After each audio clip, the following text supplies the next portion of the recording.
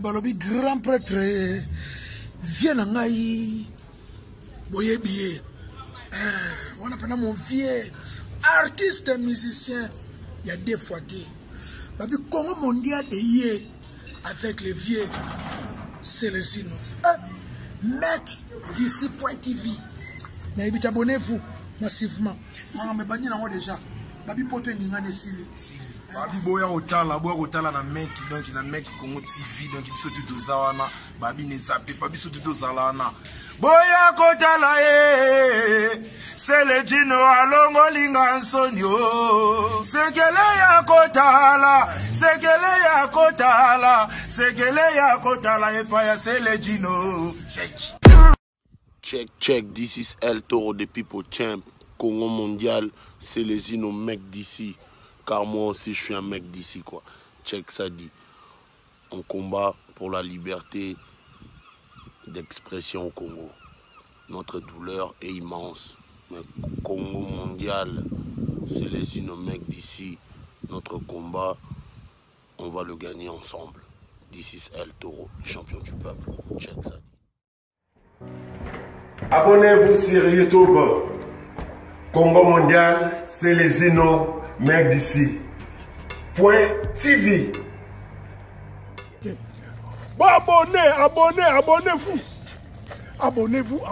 Abonnez-vous. Na Congo mondial, c'est les Zino mecs d'ici. TV.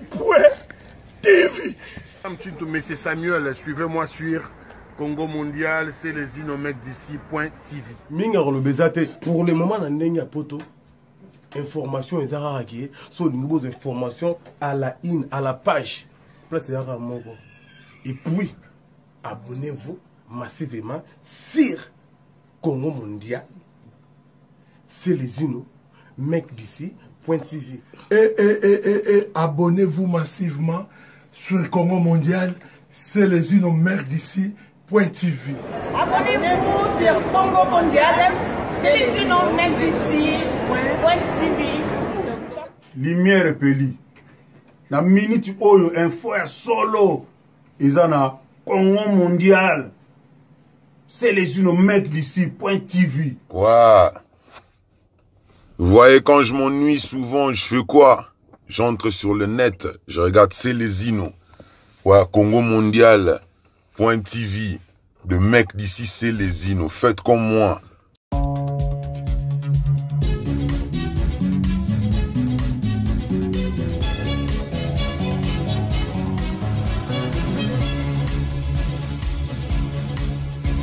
Manoir TV Nabino. Servante Nabino Oyo, tout le monde a l'ingara. Mec d'ici à Zotalango, Zobangisanga, Mekobangisanga. Peuple congolais de partout, en tout cas, mec d'ici. Tout le monde est calme, sans plus tarder. Bonjour, mec d'ici. Bonjour, Gisèle Diamant Noir, le véritable Diamant Noir. Diamant Noir au gâteau, on est moroyote. Donc voilà, bonjour. Naokamol, pour mon enquête. Tu as un Congo mondial. Ah, Natala, Congo mondial, Congo mondial, c'est les Zino mec d'ici. .tv. Congo mondial, c'est les Zino. .tv. Non, c'est le. Bon, ça dit non, Congo mondial, c'est les Zino mec d'ici. .tv. Oh, tout ça, la émission mon colonie. Nazali nanga o azo mona ngate da biso na Diamant Noir TV na Diamant Noir TV mais de temps en temps tous en partenariat et tous à la hasard na biso mais c'est quoi yo le rôle pour kende kini on a banga osala pe mission na yo éviter ma mona oh papa on dit qu'il a kuna ba didikili kini ezala nini kuna poto yeba ponga la kiteka na aéroport na kena ndaku na kutani famille ya mbi bato bamona nga kala tout ça c'est quoi yo surtout quand une famille comme ma bête na poto bon yo na point de vue na yo tozande moko te yo da mopanzi sango na ndenge oyo bato bapandaka sango mboka obenga bato ya ndenge na ndenge po baya auprès de yo baloba qu'est-ce qui se passe c'est lo ba idée na biso mais pona nga ne bokitaka bona ko kita te na ko kende pété pona za vrai combattant on a lo ba vérité na za résistant artiste engagé na osane non on luka nani pour mboka za liberté mboka za sous-occupé ti lelo mboka za occupé bon on a après vané que le président nommé Félix Tshisekedi Mambo ça dit bon yango ayambi les grands génocidaires hein ayambi Paul Kagame wa konda kandele kitro donc le lop na fon ngolo bela mamutu otuna ngamamutu je suis prêt à répondre à tout. OK voilà Edgar Mokondi bongisi la biso caméra merci na yona sima wana pina po musali ezala bien makamno ce qui est bien ndito fandi na frère na ngape Pichu azawana Pichu yo pe bongisa le to na ba caméra Michel Setin Kelele Lionel Mayakampongo TV donc voilà quoi na ba Francis bango tout voilà. OK mec d'ici to bana mamboka po ba nyusu ba ozela ba biwana linga bandolo ba déjà ndenge ni ngala loba ayebike na loba tomoni biso surtout na Congo démocratique ti lelo Congo a démocratisé échanger combo Congo a déjà démocratique démocratie zanante démocratie dans ces plantateurs en boka wana OK tout na question Congo a démocratisé parce qu'on est toujours dans l'état de corruption Congo donc Congo corruption Congo ya ba traître Congo ya ba ninga leso ba Congolais ba lingi ba Congolais te voilà mec avant to koma wana to tout na question moko pour des fois na yambara yo mona okolobio na komi na muta poto ozaka muta tout le monde mais lelo siko mec dit ça mutu ya côté nini moi je me rappelle plus na mambo yebisinga na je crois que na bengi yo mentesité mais excusez-moi soko ko permettre ngaka kamana mbala mo na benga yo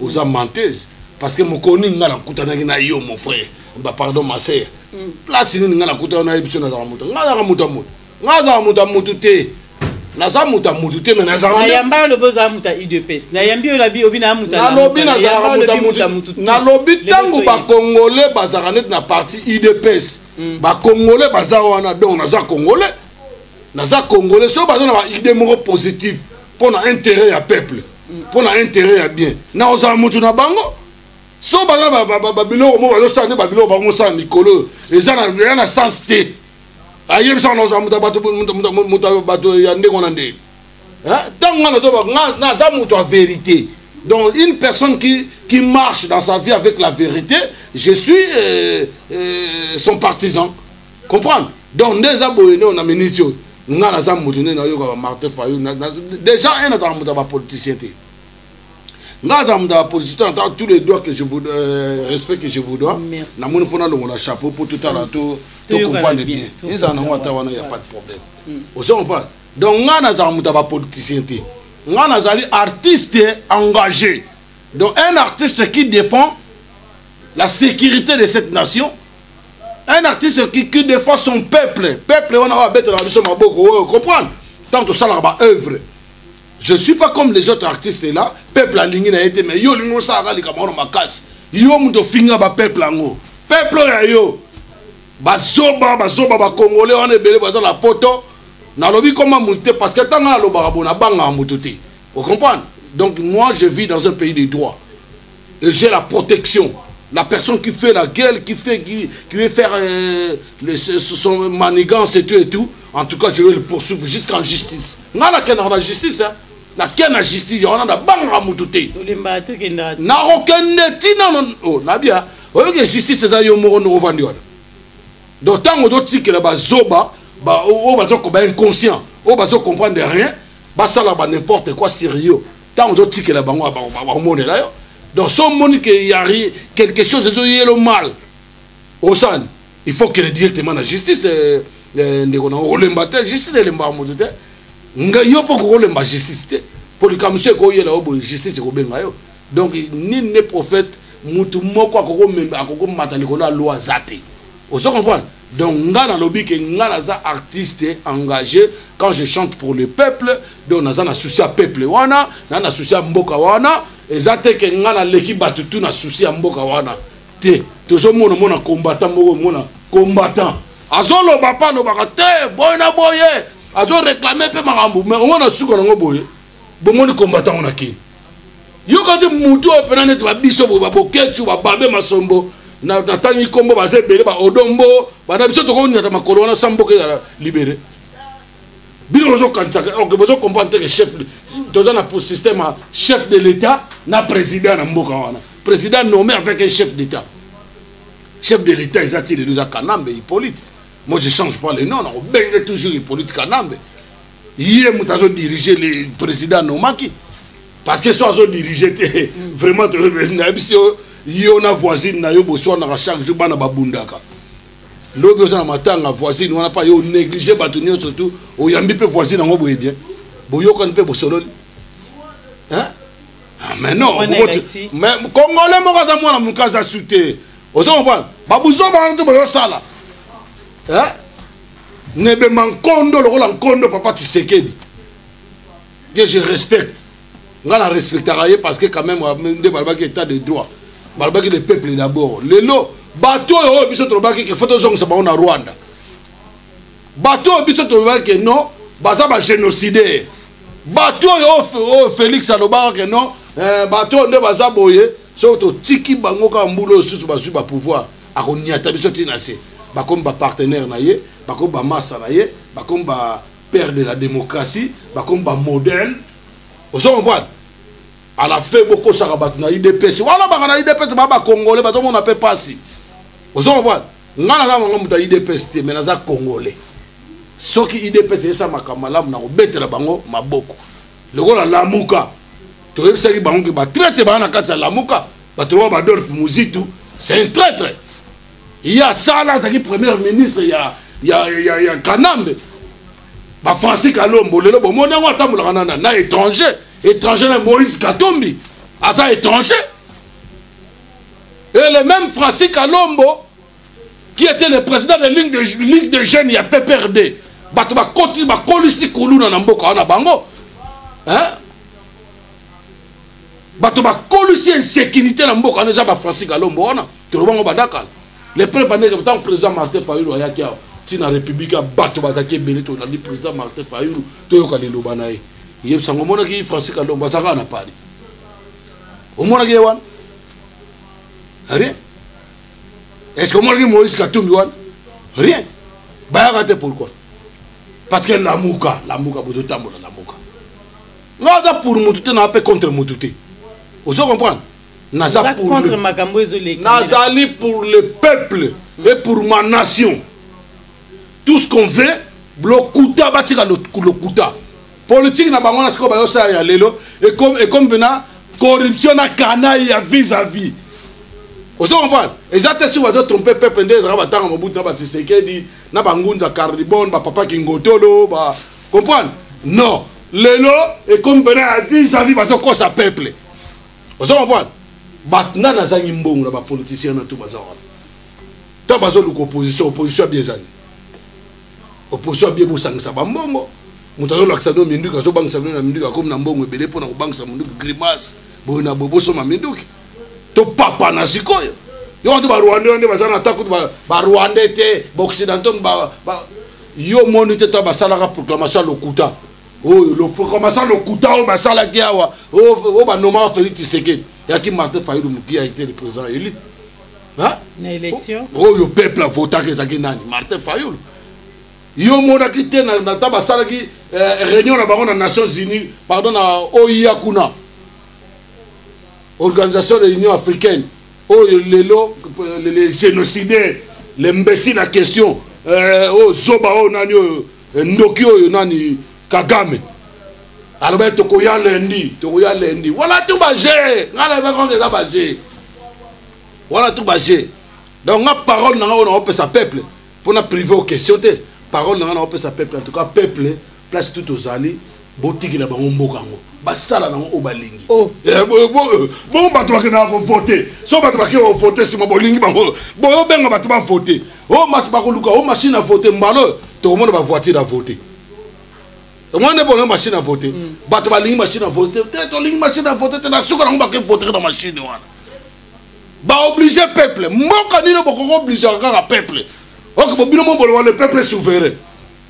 Le peuple est souverain à quelle manière? Oh, décision où tu n'as pas peuple. Bino va député. Et Salami Makambo Ebele. Tant que Félix a commis président. Toi, il dépêche, tombeau qui va être tout le monde, il y a des députés, il va voter, il va sénateur, il va montrer qu'il y a corruption. Bato bakanga na siège il dépêche bakenda ti lelo. Est-ce que Félix intervention ya sali? Toke na provincial ndenge moko Au sali bien mec d'ici, tant au quotidien les cambo, au fait ma mouketo le bali cambo yande konabiso, Mike Mukeba il n'a pas essayé mbota passant, Daniel Saf n'a pas essayé mbote. Les cambo yo tomoni yonangai et les réseaux sociaux pour moutalobi vérité pour l'amboka naie, les lots ba invalider, ba comme la justice, ba comme kolandela parce que Mike Mukeba le vérité. Pour ça analyse ni mec d'ici. Ndeko nangai. Ah Gisèle, n'a pas téléspectateurs au bout de partout. Tala au moninga, ngai na kamera bateau wa benga ngana za zoba. Oh ya za zoba. Botu na wande kono ngana tipichu ninga za wana. Ayebi que j'ai été célébré de l'école. Et l'intelligence on l'apprend, mais la sagesse on l'apprend pas. To bota la sagesse. Moi je crois que na niveau na ngai attendre kono ngai diga ayebi. Donc ayebi que nga nous avons quand même la sagesse. Mais c'est pourquoi on a un baron de diamant noir. Ah ben oui. Pardon les gars. Donc sagesse c'est ça. Donc nous avons boyé. Nous avons bien. Question tuninga na olimbolo yango na trois na trois critères. Critères à liboso zani. Maman. Omoni makabna oto lobano awa kakasiko même pas 2 secondes. Kanaï na mboka wane bandakala. Mouto komi président. Déjà, tant que vous commis président, votre parti déjà est majoritaire. Vous comprenez? Parti de Mobutu MPR qui est parti majoritaire. Tant que vous avez PPRD. Comprenez? Donc, il faut voir la politique de moi le Kouta. Kanambe, les lettrés en question, l'imposteur, l'occupant, soit disabino quand c'est président, pour moi, le sur la salle palmarès. Il y a première république, tina la république au commis les lots. En tout cas, tu as un musée Laurent Désiré Kabila. Parce que les deux autres républiques là, ce n'est pas la volonté du peuple. Vous comprenez? Pendant 18 ans. Pendant 18 ans, sur 19 ans. Peuple. Peuple congolais, on comprend. Surtout le peuple congolais dans la diaspora. Et ça, c'est un sentiment. Vous comprenez? Sentiment botika ena no kosala botika na ngaba kotika nanu one ezalaka te o nzamba kosala te ngala ke namba mo etini ngala sala na sali bundi botika ka Joseph wana bobenga Joseph Kanambe Hippolyte Kanambe o azana no mwana muke président mwana muke bomoni mambo sali bino ba charnier ba fausse commis ba guerre ba incendie ba tuerie ba arrestation arbitraire ba viol et bimisi makamwa ndenge na ndenge a créer Kuluna a créé Baoudjana. Vous comprenez? Donc, négativement parlant, Mboke progressité. Au lieu de construire des écoles, des cantines scolaires, des maisons de retraite, des hôpitaux, des nzela. Vous comprenez? Tout le monde en Rwanda, troisième Suisse, pardon, deuxième Suisse africaine. Bazo Kotsana tram lelo. Tala le rosal libino. Donc, bino ba Congolais. Bon, on a la gare qui bâtit, tata moro ya mabundi alibumune na vana na olia fufu na ye, ba coopérer na famille na ye, ba poser ye. Mec décision na. Non, bon te na za bien. Na zo lo bango na tango mo mutena bi tata. Ozo mbal, ngai na lo bango ndenge za wana to zelaka te. So bozo zelaka bo wana ko zelaka kaka. O comprendre? Si pas au coq ça peut être 5 ans on peut se coq ça on peut te éviter. Vous comprenez? À l'époque, on a fait il y a 3 critères. Critères à l'époque, on a 6. Ah, oh, c'est ça. Critères. À la presse, deuxième critère est allé. Pardon, question qui m'a dit. Pardon. Premier critère,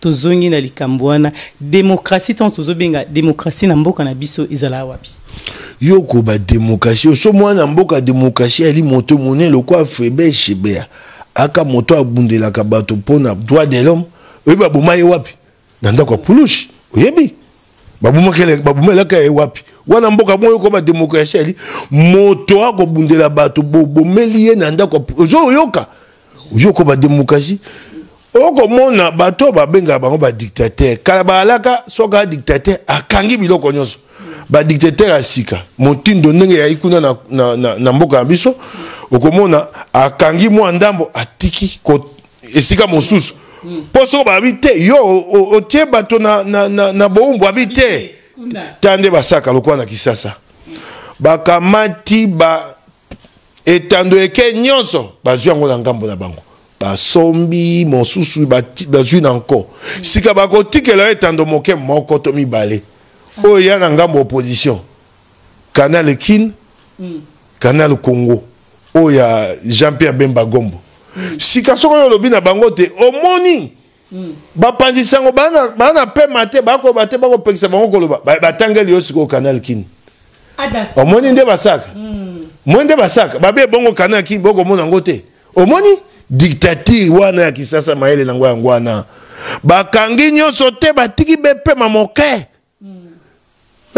bomoni Canal Kin yango wana te soko etando eke opposition ezakate ebongo wana ya nini o babenga ngwa ko ta efase caution démocratique batiki eloko moko pote bazwa yango baloba omoni totie démocratie na mboka démocratie ya te démocratie na mboka eyinko ba mibeko.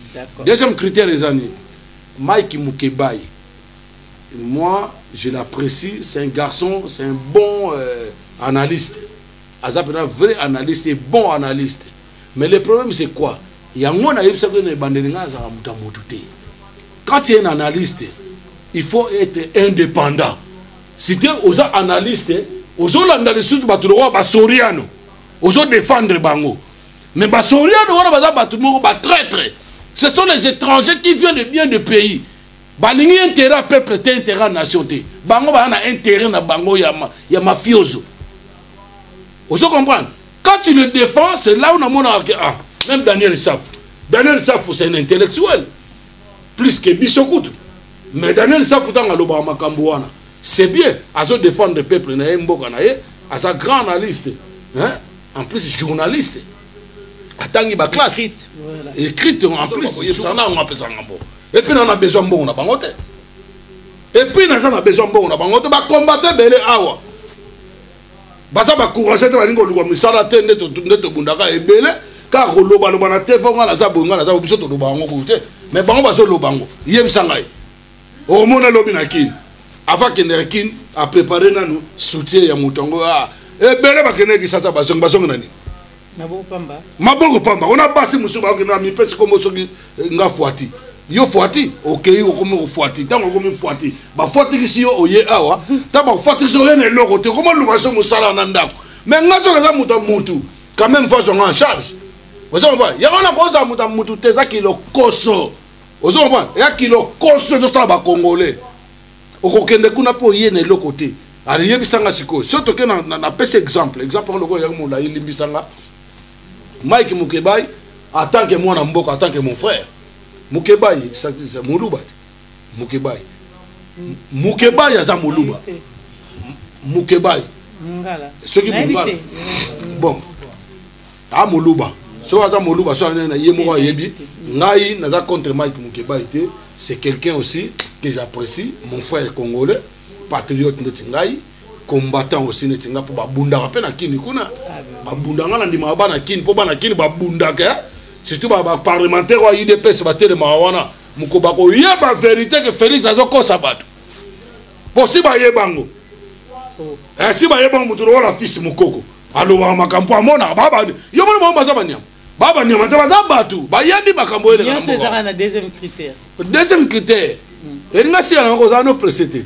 Ko za précédé ringa si ana. Sikoyo Mike Mukebai en tout cas ayeba yango ke tango bakende yibisika ba lion bazali lion ngota bolongo lie mino so bobosa ni manzaka so boya na simana ba kolia bino siko na ba kolia bino problème ya rike faut botina ba lion na nyoto te poison ou be bobo ba ona masasi comme ça botika li bien insécurité ya sauté pour insécurité ça tina niveau ya parlement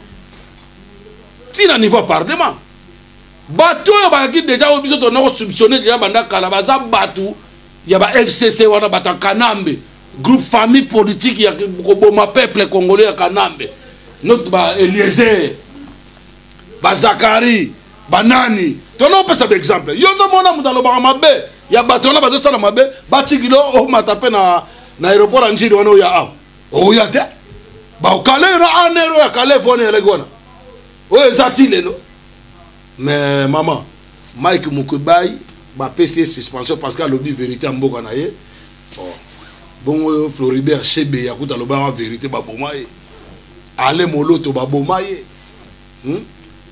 o ba kosela arma tungulu aterema ke wa bamba ke libanga wa bambila ke ngo wati film tile yo to monate ba boma ye Rosichi manga mukendi ba boma ye na leki na ina tata na bango ye biango ba boma ye parce que vérité ah ngani na lo ba vérité boyo kan singa vérité so na ke kuna ba betre nga mabo ba ko boma penga it ba ko boma nga na préférer na ko fanga li wake ba bomi nga na masasi bien ba bomi nga pour na peuple voilà ça so na kufina malade ah perte danger na mona wana gâchis donc je comprends donc Mike Mukebai ayeba ke parlement na bango basala on déjà parlementaire ils allaient bande de mafieux on se comprend tala na kaza parlement na mona ba musicien ba beta matolo ba banda matolo kala ba musicien ba théâtre vous comprenez donc théâtre me désolé ka na kaza parlement mais là on y parle bazuli bino pe moi c'est moi ya Rwandais batieli bino wana soki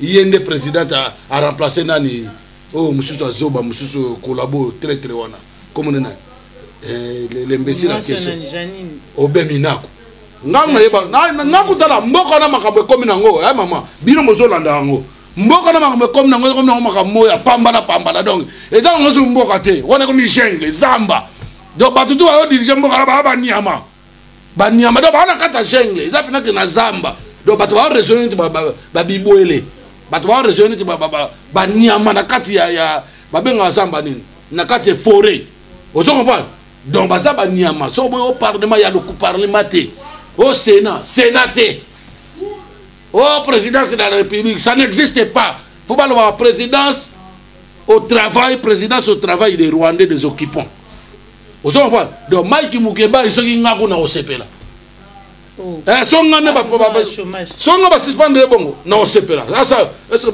Mike Mukeba en tant qu'un intellectuel comme ça tu crois que à ta place mo bo akosa musana ta boko la bana abo yango na zo sa peuple na suko na oli kamutu na olobale na conscientiser peuple ke so ba beng bino vote obo boke na bino te botika ba sa makamda ba zwango ba sa nde balingi mais suka nango un jour makambo bango bazo sala wana to la mugaka un jour na tongo troisième critère est sauté ah donc merci voilà. Question zapana on a ça on a d'accord merci mec moni a c'est le troisième critère mais donc ya mona trois mona maman Gisèle na Congo likambo ba osala il fallait ba sala ngo mona pe ba pesi bino projet mo ya osala il y a 10 jours mana Congo 5 chantiers ba na bino ngo zala pété 5 chantiers kasi donc banda qui met comité zakine 5 charniers bino vous comprendre 5 charniers 5 fausses communes 5 incendies donc bazo ba tachiko ba zéro na kato mona 5000 50,000 voilà. Ok, il y a un peu le mec d'ici, troisième critère à soutenir. Exactement, la six ans avant. Voilà, ça veut dire que moi je peux servir ma nation. Au plus tard, on a promis que on a 11 jours, mais on a 6 jours. C'est ça qui fait un homme politique, un homme d'État, un homme public. Il ne va pas toujours mentir à son peuple. Voilà. Merci, mec d'ici. Dans situation le bisou les Cana Congo, mais ah attends, vous avez combattre, combat les communes à niveau. Combat dans le niveau. Au bazo bunde la mboka. Pondeng le bimingi ba koti na bango, ba komo landa na bango ba keki chassa ba le na bango ba mbongo ba sali. Mais mbongo ba le ngo ba le na ba le ote. Bana ba on a rien, Gisèle, rien.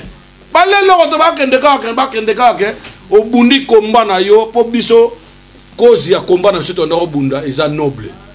Cause na biso za juste tozo bundela mboka na biso pona ngale ona ko ndima pe Félix Tshisekedi za président na ko ndima ngo mais ça déjà président aza président nommé parce que bateau il fallait kanga nana kangi bango te et là bazo mona ka ya danger pour balongola ka ma bimisi bato na prison et bon on dit qu'apeine da bimte poko est-ce que je sais que prisonnier babimaki wana Frank Diongo et puis yetem dabimisi bango za hors de outa likolo pas américain occidentaux mais ça ba hors de ba pesa bango ndape na biso lelo parce que ta ba yebisa kanambe ba biso yo oko se représenter té la troisième mandat abana otaki teti avant bimisa soki dofe soki mbisi soki nani soki malangwa wana bimaki wana avant bimisa malangwa wana abana koboya basala ya minene ta kene na sadek kuna bomona ninga longola montre bomona ninga lemba devant Lorenzo tanga songa ba yebisa ye yo to yebisi yo na 14 soki dofa bimité ozo comprendre yo to kango na mabo obanga ngona apese ki dofe ozo comprendre pe dofe na za poite dofe na za na mandat d'arrêt international avec na ba sanction agwa comme bino motanga ba kongo soki sandali soki nana o zotanga soki sandali soki nana yo ebi komona ya ba ndoki pa pa ngona ilonga mutu ndo to tala mutu boto mona ilonga mutu ata mutema ma bevre ça marque wana ozo ba donc si qu'on est pas bien ndenge za wana to matato kita Félix Tshisekedi temta bimisa ki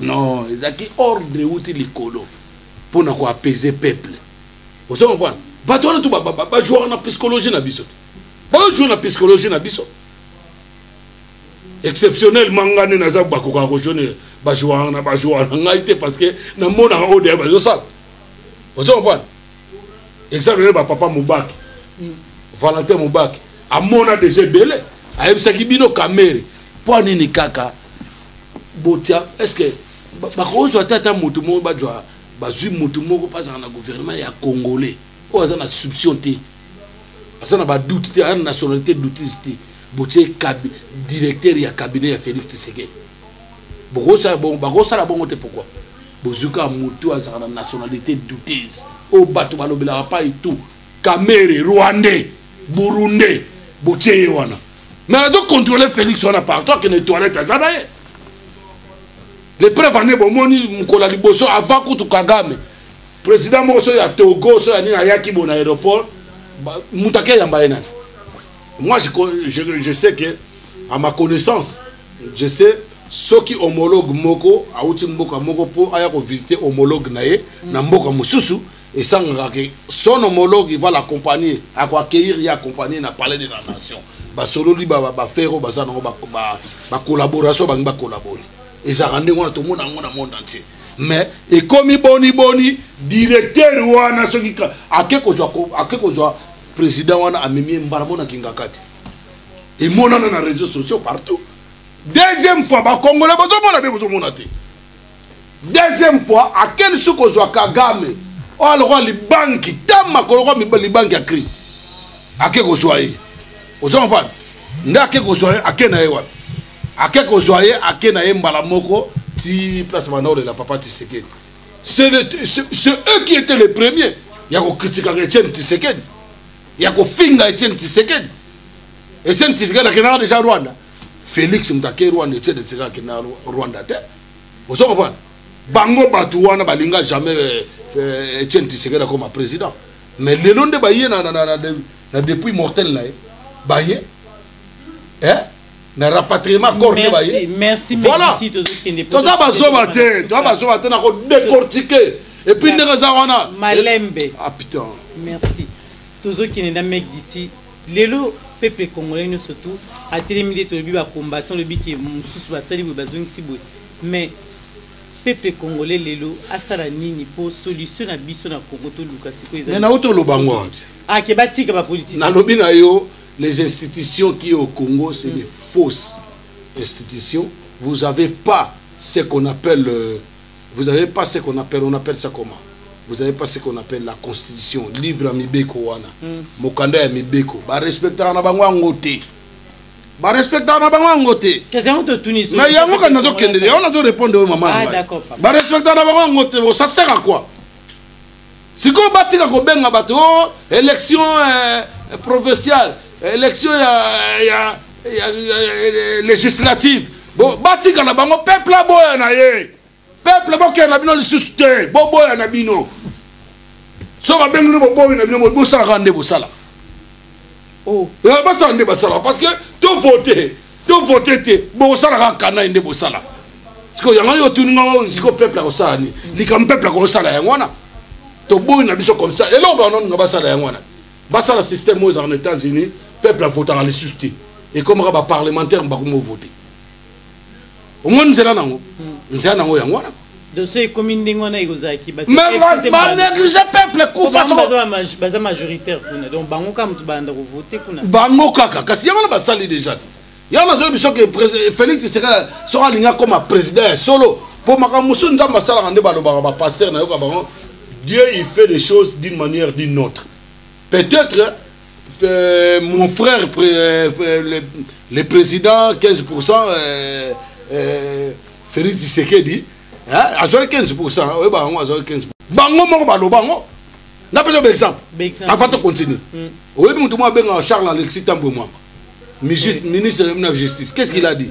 Il a dit Félix Tshisekedi, il sait, c'est nous qui l'ont nommé. Il connaît ses limites. S'il franchit la ligne rouge, on va mettre sa reine fin. Il a accéléré. Donc, bango, bâti, donc, oh yo, vous signez un accord secret. Il y a Nairobi.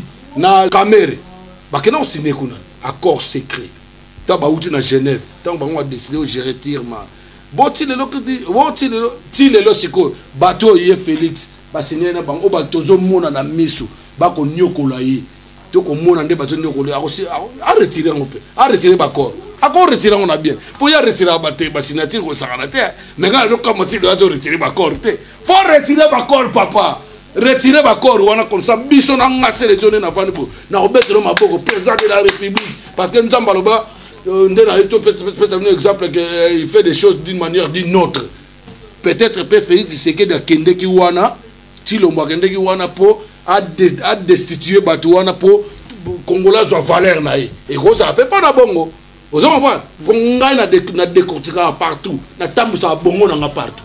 Wa obenga zo ba sete yem da plus zo ba genga. Vous comprenez? Donc on a dit que taba komi on a yebani siko ke ba cha ekocha. Vous comprenez? Deuxièmement, Bitakwira alobi ke eloko mo ko yate ba okanga pe mutu moko te. Oh fraude moko sa ma quelque part bon yibi mo eloko sala mate ba obi sa pe ba prisonnier surtout te. Quand tu me demandes que Félix Tshisekedi abimisi ba prisonnier bongo edika penda bimaka na John Chibang babimate pona ni merci yo do baksinga babimate pona ni John Chibang bazo bimate pourquoi ça fait bango bazo bimate pourquoi parce que ezali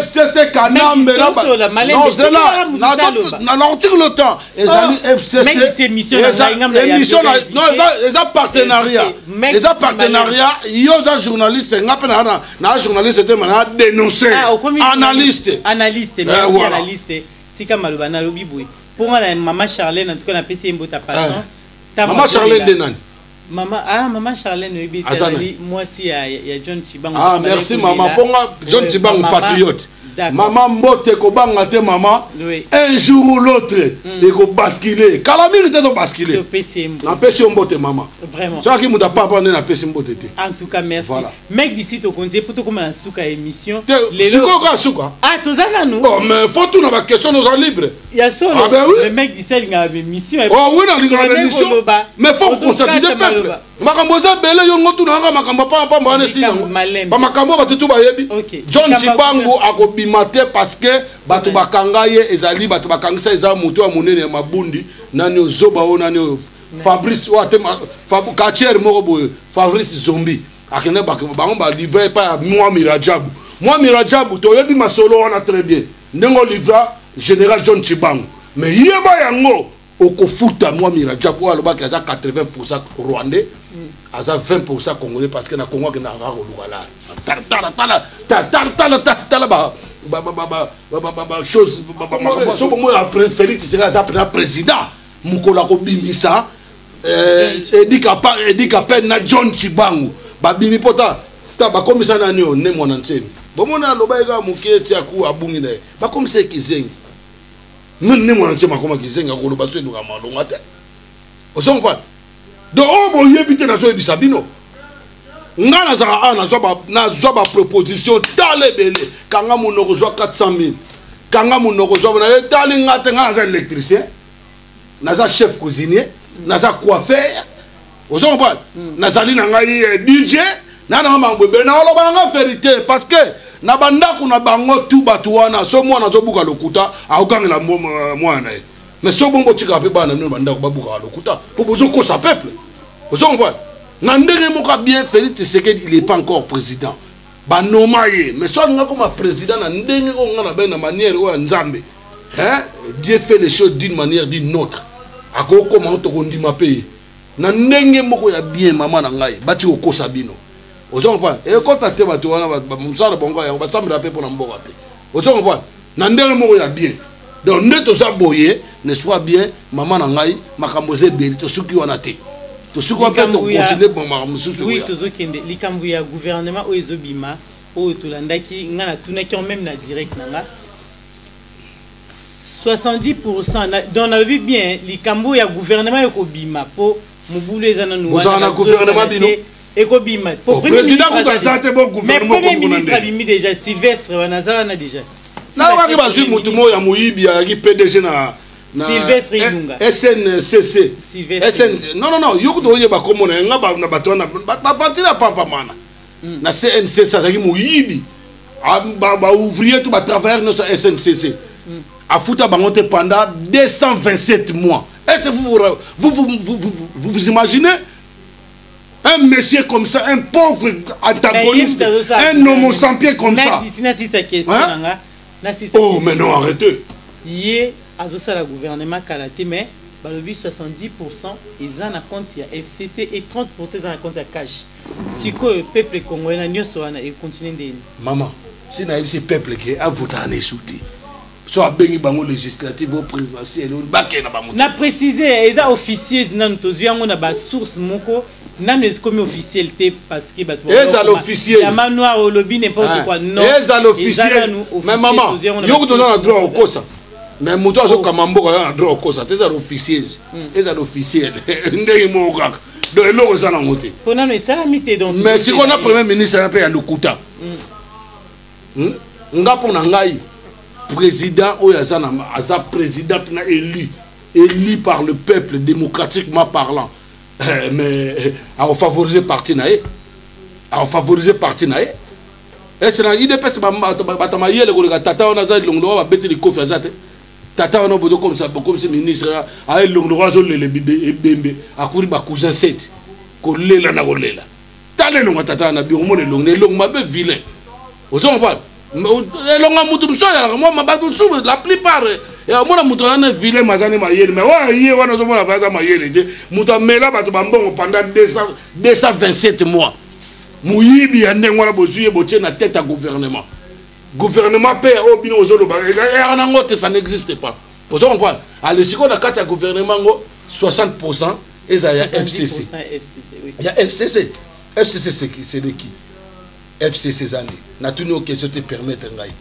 te tuni nga déjà bon pardon limbo la ngata ko limbo te na bobomba mukolo ya FCC ezala front congolais des cons front congolais des mais mais d'ici la bazola nous ba kantiza mamba FCC ezala front congolais des cons parce que si c'était vraiment un front commun pour les Congolais front commun na nini être baza commun na ngai baza commun na peuple t'es pas mais baza commun na peuple te baza commun na bisote ba satisfaire bisote na kamoto luka démocratiquement mboka on est sikolama basala ngote mais baza front congolais des cons parce que ils pensent ailleurs ah tu commun d'accord front congolais traître des cons front congolais donc ensemble ya ba congolais ba traître ya ba cons basangani batata ba na mandefu wana mamsu et puis talaka la plupart na FC sango komona ka batata mo kala batata nzala bani comprendre neka congolais ba ozo pour na mbongo nzala so ali pour na bolingo mboka penda ne ba congolais bele ba boya makamonete ba biso ozo comprendre donc ndenge za wana e banana ngokala tango yozo tanga na gouvernement wana bazo ba 60% FCC wana et bon on a parlé na parlement les amis na parlement 100%, sur 95% ya bana. Et bana kala tant bana ka banoma exécutif, banoma Félix. Tilelo. Et bon na Sénat. Bamubula bi na mboka wana bata UDPS va revendiquer pourquoi? Parce que parti de bango so boza, ils sont na président solo. C'est UDPS qui sera parti majoritaire. Hein? C'est comme bozo kamwani. Premier ministre là déjà on yo que l'année Félix té. Parce que bayebi ba on batiaki ba Dieu mutu na bango batie wana ya con. Et puis par le premier ministre on a commis premier ministre ndengona parce que Kanambe abimana mwana na Karine lo. Donc baso ça ba sale boulot ko tambola ko tela ba poison partout. Donc Karine Lungana il est de la partie Azambanda ya Olive na on respecte nani mama lokuta bongo mama lokuta mama bomisa kabatu mama lokuta muntu ozo de mandat mama wazo défendre mobali na yo aboma kabatu yo to tina na respecter abo so na respecter hein so na respecter na ek bazali bana osana ek bazali bana mama parce que zo défendre pour mboka. Merci mec dit. Ah moni merci le peuple congolais oh Thibaut tina na respecter pe chala mwana na mbili ya ben. Ce sont des antagonistes, des antagonistes, des homo sapiens. Même si tu as une information. Mais information, on peut savoir que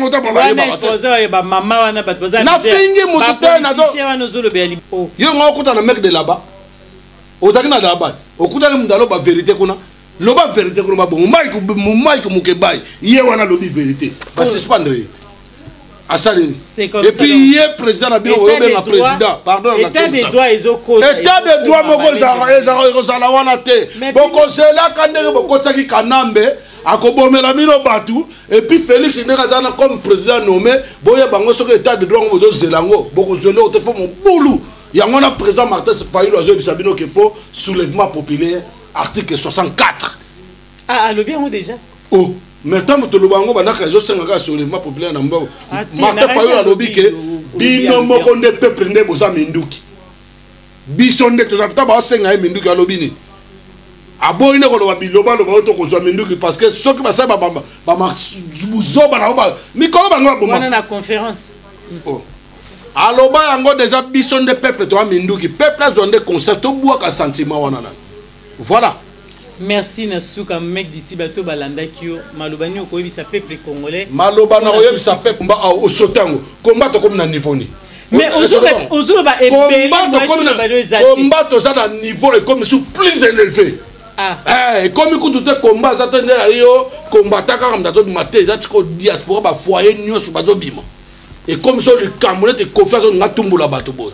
Yakati mo bato wana wazui bazo lo ba combattant pour combattre dans la position naïe résistance dans la position naïe révolutionnaire dans la position naïe to tika dans la position to dans ngoti to libérer mboka so mutu moko net ko fait l'homme de so ba pesi mbongo na gouvernement na bino lokuta na ba bande de mafio aya ko libérer aya ko sa net ba mobulu awa en tout cas rozwango amonango mais faut il déjà faut ba combattant mususu ba baza ba soko moni baza pourrier ba mususu ba baza pourrier te si na lobia soko moni déjà mutu aza contre ba loi ou ba propos tenir ba combattant aza contre c'est qu'aza anti combattant mais maloba ki aza pe combattant bande comme mususu mais combattant na nini ozo combattre nini ozo yo moko ka olakisi munduki yo mo so baluki suma ka mususu combattant en tant que qui nga banga mutute atoko boma na yo mais na lobi vérité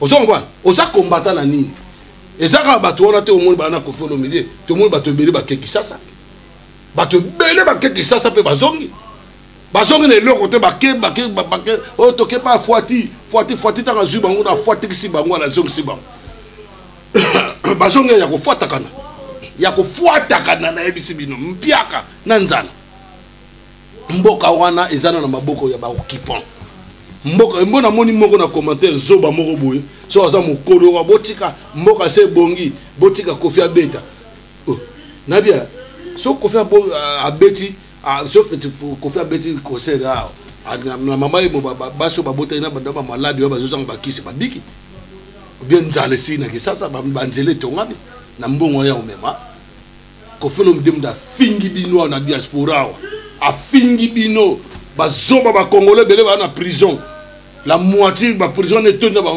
la moitié na ba congolais bolaka banda ba HLM bazoba mo net nga na olimbi sete na linga tant que un bon artiste mais maluba ne tala wane ko makamusu ya combattant te mukoro so botu botsa date ba mera o tsa date so botsa date wala ba date boye to za satisfait to sepeli sayo comprendre to sepeli sayo ko quand tatenga sezi so na zo ba boye ndera zo ba ngamo na oyanga moko ozo comprendre donc dans pesca exemple wana et puis pour envoyer ça va congolais vous en a président mboka on est sans président parce que vous avez un makambotu et zo salama et salama contre volonté ya paix ya peuple contre volonté na yemo pe Félix wana ezali vous en a chef de l'état ou azo konza nyonso vous avez na réseaux sociaux journaliste moi auto salaire après ça information abi avec le respect que je vous dois au chef de l'État, M. Joseph Kanambe Kabange. Allô bien. Oh, mais ça non, Ezali, tout le dégât, tout le pitchou, Ezali partout. Vous savez, donc Félix Tshisekedi, pour l'instant, n'a évité soit dans ma yele nini, pour bien na bateau. Et puis, bazoba m'soit IDP c'est tout bazobate. IDP c'est à partir de tout bateau raisonner bien. Et puis, balou batou bazobate parce que n'a za tribalité. Comprendre? Ngaza congolais na nationaliste. Vous comprenez? Mais batu mususu ba fanatique à Fouati. Vous comprenez? Il y a Fatite mais il y a Fouati. Batu wana bazora ba geneti. Oh ako kanga Kabila. Mais ta bazolo ba debo kanga Kabila. Yo Kabila ngaza zo bazo se ba kanga e.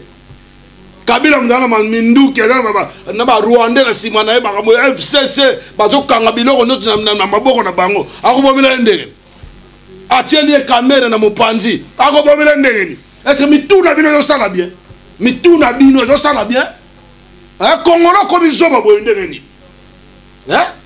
tangu papa Valentin Mubaka yebisaka bango abike non na kena na Rwanda na komi kuno na moni caméra ba Rwanda babita la kende kuno yoka noko na yeba yoso na munoko mboka bataka ntembe tangu to yebisaka bino ke Eliezer azali muta Kanambe butaka tembe leo to sika ya supoto être yanga su potongo tato se muto li bumune le wala ngubu nguma nani osoki molie tabo za zo sentiment ni ngwa kana ngobino ba congolais muto Kanambe bo moni na kinga kati te Jean-Marc Kabunda ke matana cheval na kinga kati muto to filmer nani Rubero azolo ba peto ko tiango na réseaux sociaux to ko tiango yekuna Jean-Marc Kabunda komi pembe na ebiso Edgar Akosa Edgar Akosa elo ngana lo bana combattant biso combat et comme ils sont à vitesse à danger boko sana kudute bako sana kudute honnête kaka te ko folo mide ndeko na ngai vie na ngai en tout cas la linga retro na ye ate pona finga ko folo na ko fingete na ko fingete en tant qu'artiste ngana opta na respect na nga artisanal baza ba ene na biso o ba musique bani en tout cas le so total pe le tumba yona auto kene muto to tika nene mukolo eza Kofi Olomide vous comprendre donc déjà wana Kofi Olomide vie conseil gratuit ko mekana yote bato ba zotinda ona buzoba vous comprendre bato na buzoba tu ba okanga yo so mekipe nda omona ba okanga ko masuna dossier mususu donc so muta kufi et po bato ba okufa muko wana donc bato ba obimana bana na bango na ba parler banini donc mingi on le confirmer te yende torobi ameka ne ameka pesa date ameka donc bande ko na ngai place tout bozali bo s'abonner plusieurs na Congo mondial c'est les mec de 6.tv surtout na Diamant Noir TV surtout na Diamant abonnez-vous massivement donc ngana na minga olobate na tezo na question suka tuna donc voilà merci mec d'ici sur ngai ka ko loba mo clé na ba congolais au balandio de partout et puis au pesa mbote na mutu mo ko ba congolais ni surtout au bolandinga partout. Je serai sérieux et prudent pour naïb sabino que ndenge za ba congolais partout botika sentimentika toujours bunde la mboka toujours ba combattant diaspora ba foyer na bino lelo et comment bien ba pousser ici là na mona ki ndeko na ngai Chiko Sengo Tima aleka ka zo ba moi biloba ba moi merci to bongo 5 na invité puis na émission pour s'expliquer pourquoi lo ba ki bongo na ndenge moko bien bomoni ba lokoso ya ba miseli ba waze ko ba wera na ba jibe ndenge ba ndako yembela nani kanambe bazoro glorifier ya kanti to sepena ndenge azoboma bato ya na ba ndako boma sikoyo to mone bebeka ya papa Tshisekedi pa na minute wana Bill Clinton na Marie Paul ba ndako yembela papa Tshisekedi bango bakimaka baboyaka so bokimaki ya solo bo bien pour na pouvoir ba koboma bino ou bien pour na mbongo ba pesa bino. Donc mona ni siko boya lokoso ana makamanda na yo kofono ndo finga pe bato ya kobeta muta kobeta suso raté misiki ko zonga tina ba 2245 ozonga ba e ko zonga te wana to ba mot de la fin na bando mot de la fin on a pris exemple donc ba congolais totika sentiment ozobanga ozokamwa kamwa bena nanu bo kamwa te boko kamwa donc eloko na loba yango wana en tout cas bandeko na ngai to mata to kita totika sentiment congolais lamuka telema kanduka fâché donc régime wana bozomona régime à Kanambe zo continuer ti lelo parce que c'est lui qui est le chef de l'état ko quand tete so bazu Félix Tshisekedi azo tambola na tapis rouge pour quand c'est chef de l'état non azali marionnette azali étiquette batie wana président nommé donc là on a sur le peuple congolais que biso tinga c'est les îles. Je changerai jamais. Ba mbongo na ba corruption. Naza incorruptible. Ba mbongo na ba corruption bo ke pesa ba ngai rien. So boye na ngopa na ngai na ko zongo na bengi na batu nyosu na kabuli yango batu. Na kabuli yango batu ko. Donc na tina na binote et là on a eu sa peuple congolais bo ke na bino su ko voter te. Bo ke na bino su te ba bengi bino lika bo ke na binote ba zongo ba sande ba lingi. Mais na tongo moto la mugabo. Na lo ba on lika mbo tongo e bandi na tongo moko to kolamuka na Félix Tshisekedi soka landi non bato wana te to kolanda bango ensemble on a pesi mbote na babe masombo na pesi mbote na ba combattant o ya solo ba changeaka te na pesi mbote na Odombo na pesi mbote na bana pareko nyoso bana IDPS nyoso bana lamuka nyoso dieta kabuya na pesi mbote na pesi Digar mbote na pesi Richemont mbote na pesi Basta Congo na pesi ba combattant nyoso mbote puis na bakisi na pesi na ba diaspora nyoso tout place aux ali juste Diboko pourquoi pas Sarah Martinette na pesi Panza Sango ah nani en tout cas merci pardon na katoma do baté maman ya suka pardon ya suka s'il te plaît na do balikambo ba maman nyoso tout bo sala ba soirée na bino na poto vous avez autorisation bonne autorisation au sala ba soirée na bino et puis na mekaka ko bouger lion de la presse bo sala soirée na bino ningi bo sala c'est bien et puis ba musique nyoso ebetaka na poto ba frère na biso ba Emile alias ba Suzuki Luzubu ba Mboshi ba Jordan Kousa ba Zebele ba Mazembe ba Fanel ba petit na ngai anti mayonnaise ba Zode te ba betaka na saka différentes musiques au bateau ba betaka ça bien ça très bien parce que bazo beta ba futa et permettre ba futa ba loyer ba futa ba mbongo na ba corruption ba o bo uta na kisasa kabo sekeba mutu moko soki ivi kote soki ikote soki kote keba yo ngo ma ba distraction mona ki ba publicité na bino kabo sa ya kobeta muta yembela Zoé a commis gouverneur na makasi azo bomba ba congolais yo ngo sa ba fanti kabo sekeba kabo se mutu moko ta ya lo bana mutu ko lo bana to yo na solo na ebisi o keba soki ivi kote wana o sali ngana ntabana yo bo teka ba ntabana yo bien oya ko mekana mission zo utakin na ba fabrication na bokeba donc nous les artes ko tateka ezaka kofi na bino donc on a minga ko lobate ingeta merci na bato balandeki biso ba commentaire na sende za rapport mec d'ici pour monique eza show mais to 4e émission prochainement bourgeois à suivre à très bientôt bye.